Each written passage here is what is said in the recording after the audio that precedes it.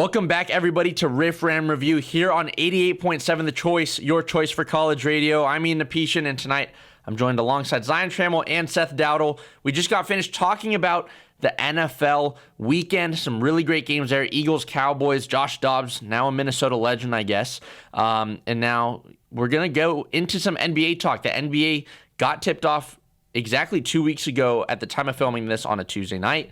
So the first 2 weeks of the NBA are through, and we're going to start off right here in Dallas with the Dallas Mavericks, who are off to a fabulous start this season. They're 6-1, sitting second in the Western Conference. They're coming off of a 117-102 victory over the Orlando Magic. They've got a 2-game winning streak.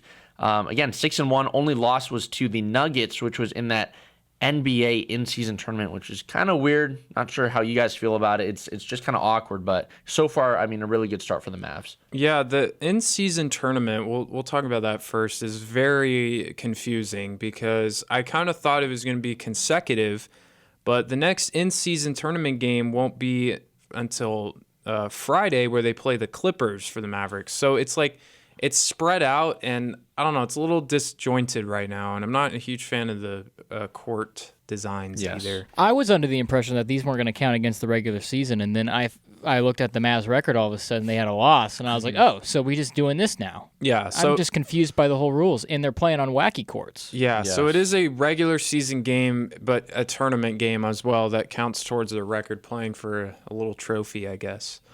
And they thought they could make it different by putting him on a wacky-dacky Disney World court. Very colorful courts. The Bulls one, I need to talk to the people who designed the Bulls one. Yeah, there's definitely some ugly ones. But, no, yeah, the Mavericks have gotten off to a really fantastic start. I think they've surpassed my expectations for sure. And that last night's win against the Magic is, you know, it's like, oh, well, people might just say, oh, well, it's Orlando. Well, they've played a lot better this season, and that's coming off a back-to-back where they were at home, they hit the road, and there's kind of a different mindset this year. Luka Doncic and Kyrie Irving both played in that game. That probably was not the case last year. The Mavericks are 3-10 last season when they're playing the second game of a back-to-back, so they flipped the script in the second half to get a win there. And it's really the way that they can close out games that's going to make this team extremely dangerous. Obviously, Luka Doncic, his playmaking ability, you know, his ability to take over games with that electric step-back three. And for Kyrie Irving to play off-ball is pretty impressive. That the fact that he's hit a lot of big-time threes where it's just catch and shoot, and he's left wide open. And that's not someone you want to leave wide open. He can also hit free throws in the clutch, and Grant Williams has also stepped up big time. So the Mavericks have a lot of guys that they can go to late in games, and that's going to be hard to stop. It's the defense, that's the question. It is a question. It's Alex Grinch is the defensive coordinator for the Dallas Mavericks. But I feel like it's better, somewhat better. It's the second half defense. The first half, they've gotten shredded. And opening night against San Antonio, I think they gave up almost 50 points in the first quarter. Yeah, it's the first time in their franchise history that in back-to-back games they've won after trailing by double digits at halftime. Mm-hmm. And that's somewhat significant, but I would like to see that same kind of ferociousness in the first half, because then you don't have to fight back in the second half. But the offense is there. When Grant Williams is shooting from three like he is, that's pretty good. And to be playing like this, even when Kyrie isn't playing like isn't shooting that well, at least to his standards, then you know you're doing pretty good. And Luka's still Luka. He's pretty great. Yeah, and that's one thing I wanted to touch on is that I know, Zion, you and I were talking about it, and you told me Luka's in midseason form right now, and typically for him it takes him some time to kind of get into what is his midseason form, whether that's performance midseason form or even just physicality and like health-wise midseason form. But I mean, he's averaging 31.6 points, he's averaging 9.6 rebounds a game and 8.9 assists per game. And I know we're only 7 games into the season, but that's a start for Luka that maybe the Mavs haven't really seen all that often from him. And it's a great sign. Hopefully he can keep that up. And for other guys, hopefully, if there is a slow start, Luka keeps that up, kind of pulls his weight, and then the other guys come on later on. But I mean, he's gotten off to a flying start. Yeah, it's unbelievable that I get to watch him on a nightly basis. I'm very fortunate. his ability to create space for himself is unbelievable because it's coming too. That's the scary thing is a step back three is coming. Obviously the defender knows that and he's still able to create space. It's just can he knock down those 3-pointers consistently and force them to play a little tighter on the perimeter because they would rather have Luka drive because he's not as great of a 3-point shooter. But if he's knocking it down, oh man, it's scary. And he just creates so much havoc. You'll have defenders double team him. You bring defenders out of their zone, which leaves guys wide open. And if they just knock him down, this offense is pretty much a well-oiled machine. So lots to like here for Dallas so far. Yeah, now shifting gears, going to another team in the state of Texas. I want to talk a little bit about Victor Wembanyama. I got a chance to go watch him play down in San Antonio against the Houston Rockets. That was the second game of the season, so that was like Friday. That was on like the Friday of that first week of when that season started. I don't know if you guys have had a chance to watch Wemby play, but man, he's played the Mavs first game of the year. Oh yeah, that's right. But no, I mean, Wemby was really fun to watch down in San Antonio. I went with our mutual friend Joseph. It was his birthday a couple weeks ago, so we went down and watched that. I mean, Wemby had some insane moments. He had like a double putback dunk. I don't know if that makes any sense, but I can picture it. Okay, but it didn't count. But it was one of the most insane plays I've ever seen from a basketball player. I mean, this guy is ginormous. He's how tall is he? 7'4"? 7'4", right? 7'5", Something like that. yeah. 7'4". It's ridiculous. I'm curious to see how he does health-wise throughout the season. If he gets injured or when he gets injured, and how that might be for him. Because I mean, he's really tall, but he's skinny. He's really, really skinny. So I mean, I don't want him to get injured, but I just wanted to bring him up. I thought Wembanyama's. So far he's had a really solid start to the season. He's gotten off to slow starts in the games, but then he tends to heat up in the third and fourth quarter, which is good for him. And again, I mean, this guy's 19 years old. He's a year to 2 years younger than all of us, which is pretty ridiculous. It's insane. Yeah, the Spurs aren't even they're not running the offense through him. It's more so if he can get in his spot and they're going to give him the ball and let him do his thing at times. And if he gets into a rhythm, like, okay, maybe we'll shift. Because I think teams are expecting them to run the offense through Wemby, but they've gone to other guys. But yeah, he can get hot like really fast. It's insane. He had 38 points against Phoenix. He's recorded a block in every single game. He had 5 blocks 2 games ago. I mean, it's unbelievable. And he can dribble. I mean, he can dribble. Like, it's not like, between the legs, very slow. No, like he can dribble as a small forward or shooting guard could, as well as that. And that's a problem. I mean, this dude is a unicorn and something we've never seen in the NBA before. It's unbelievable. Now, I'm not a big Spurs guy. In fact, I dislike them very much. But I was very appreciative that they beat the Suns. And that was funny to see Devin Booker cry.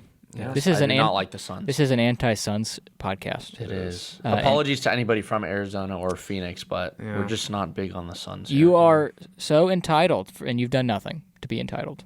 Yeah, I definitely have a problem with that with Devin Booker.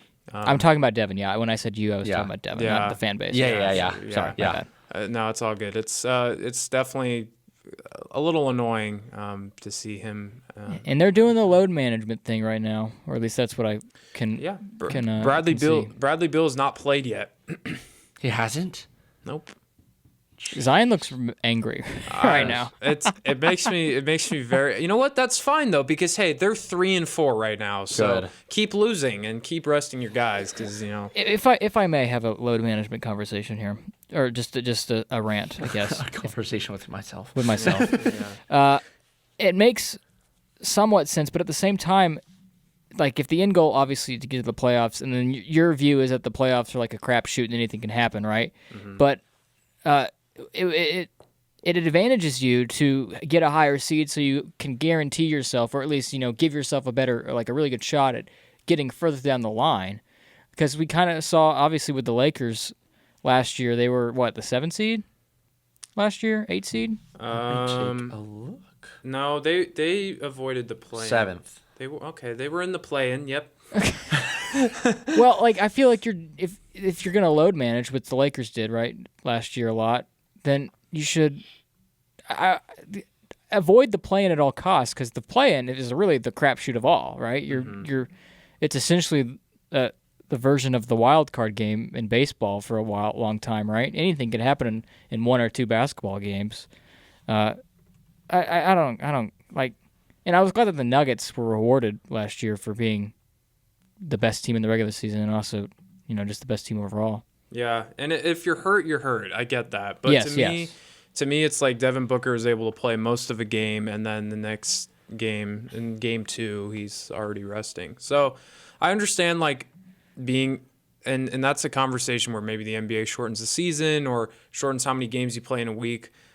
NBA, it's tough, man. Like having to go out there and play, almost 40, 30 to 35 minutes of intense basketball. I mean, I get sore just, playing pickup. So I know how tough that is, but if we can avoid like the Mavs having to play a home game in Dallas one night and then having to fly to Orlando the next night and play again, and even though, because like no matter what, those games are going to be less fun just because one team usually is not coming off a back-to-back and the other one clearly looks exhausted to some extent, right? Yeah.